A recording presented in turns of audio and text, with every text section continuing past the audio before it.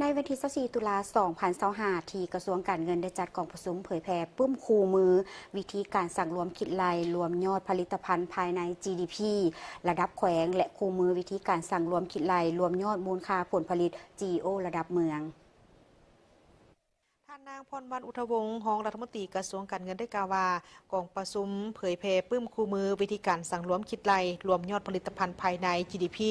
ระดับแขวงและปื้มคู่มือวิธีการคิดรายวิธีการสั่งรวมคิดรายรวมยอดมูลค่าผลผลิต GEO ระดับเมืองซึ่งเป็นปื้มคู่มือหนึ่งที่สำคัญที่กระทรวงการเงินและการลงทุนกระทรวงแผนการและการลงทุนในเมื่อก่อนได้มีความพยายามในการสุกยู่ให้ศูนย์สถิติแห่งชาติสร้างคู่มือที่เป็นเอกภาพเพื่อให้แขวงและเมืองได้นำไส้เป็นบนอิงในการเก็บกำรายงานข้อมูลที่มีวิทยาศาสตร์และสอดคล้องกับความเป็นจริงที่สุดให้แก่รัฐบาลขันท้องถิ่นก็คือขันศูนย์กลางเพราะว่าโลกปัจจุบันนี้มันมีการเปลี่ยนแปลงไปอย่างไวและสับสนขัดเดาได้ยากประเทศเฮาก็มีความสับสนและมีความท้าทายครอบด้านทางด้านเศรษฐกิจการเงิน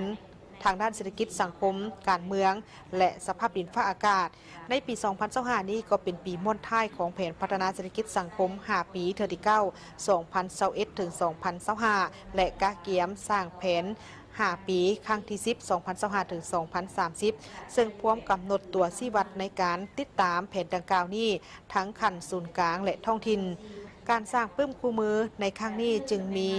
ความเห็นว่าสอดคล้องที่สุดต่อกับความต้องการของรัฐบาลพร้อมทั้งเป็นการพันขยายทิศทางของพรรคในการสร้างเศรษฐกิจเอกราชเป็นเจ้าตนเองและพันขยายทิศทางสร้างให้เห็นได้ถึงความจำเป็นดังกล่าวนี้ทางคณะนำของทางกระทรวงการเงินจึงได้ให้ทิศซี่นำแก่ทางศูนย์สถิติแห่งชาติในการคุ้นเคี่ยวสร้างปื้มคู่มือ2 ฉบับดังกล่าวนี้ไปพร้อมกับขบวนการกองประชุม3 ขั้นซึ่งได้ริเริ่มมาตั้งแต่ท้ายปี 2023 ฉะนั้นผ่านการประกาศปื้มคู่มือฉบับนี้แล้วก็ถือว่าเป็นทางการให้แขวงได้ซี่นำก็คือได้มีการใช้ในการกำหนดตัวชี้วัดในขั้นท้องถิ่นด้วยเหตุผลดังกล่าวนี้กองประชุมจึงได้มีการประกาศปื้มคู่มือในครั้งนี้และก็ได้เชิญทางการนำขันแขวงและแผนกการเงินของแขวงเข้าร่วมเพื่อเป็นสักขีพยานร่วมกัน